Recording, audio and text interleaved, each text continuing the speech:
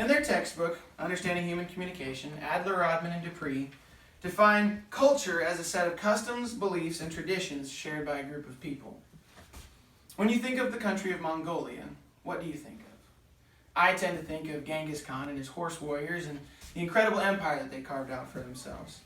But Mongolia is a very different place now. It has a distinct culture and practices that show their pride in their heritage, along with an embracing of a changing world.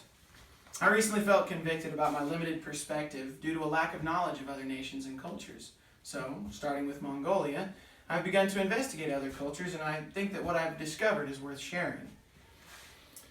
Starting in Mongolia, we're going to take a look at some facts about the country. We're also going to look at some of their music, and then finally we're going to look at how their communication and community reflects their past and their ever-changing present. So I invite you to come along on a journey with me to the intriguing land of Mongolia. ProQuest Culturegrams tells us that Mongolia is a large country in size with a diverse population, which is somewhat similar to us, but has some distinct differences. Mongolia is a nation of 3.1 million people. For reference, China has about 462 times that many people, at 1.4 billion, though the landmass is only about 6 times larger.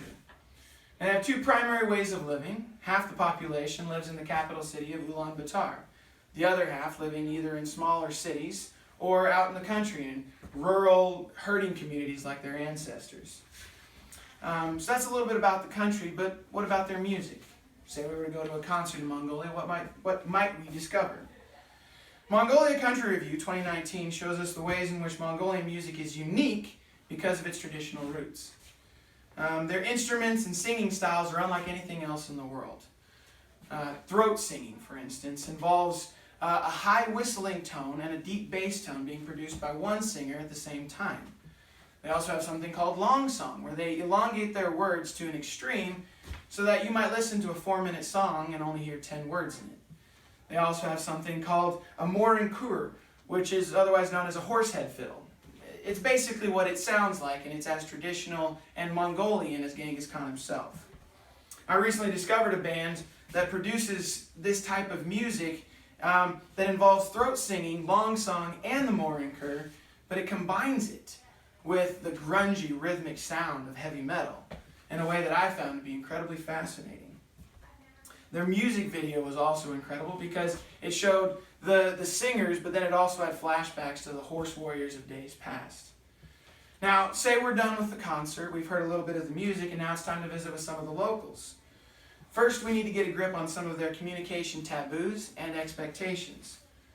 ProQuest Culturegrams describes Mongolian communication and family structure and shows how it's slowly changing while still holding on to some of its certain customs from the past. Subtle gestures are steeped in tradition.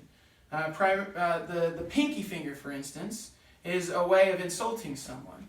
If you were to point the index finger at someone, you'd be threatening them, and waving at someone with your palm face down is beckoning them in a way.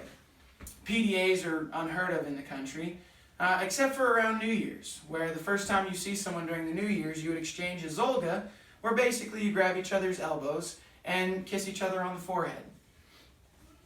Now, in the home, families tend to stay close.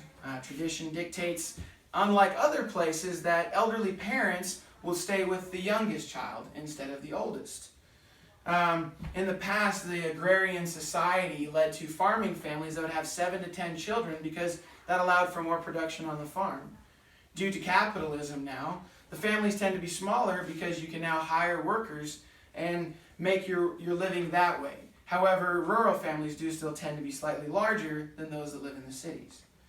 So now we have a bit of a picture of what visiting Mongolia would be like. We've looked at some statistics, we've listened to some of their music in a way, and we've looked into some of their communication, but in truth we've barely scratched the surface. There are more ways in which Mongolian culture combines rich history with modern trends to create a fascinating place to visit and understand better. All around the world, cultures worth discovering await our curious minds. However, before we can discover them, we must remove the limitations we place on them and allow their distinct beauty to shine.